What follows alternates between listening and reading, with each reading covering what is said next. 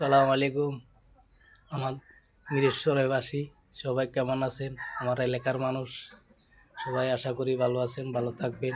আসলে আমি তো একদিন কর্ম করে খাইছিলাম, গাড়ি চালাইছি, খাইছি, এখন চালাবার কোনো ব্যবস্থা নেই। আর হারিয়েন না, আসলে যখন গাড়ি চালাইছি সবাই ভিডিওটা দেখিয়েন, শুনিয়েন একটু।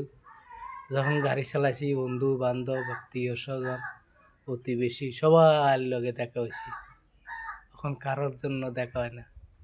সব জায়গায় রেনি থাকি, আপনজন কেউ আইয়ে নেই, পরিচিত কেউ আইয়ে নেই, রাস্তার দিকে তাকাই থাকি, কেউ নাই, কেউ দেখে না।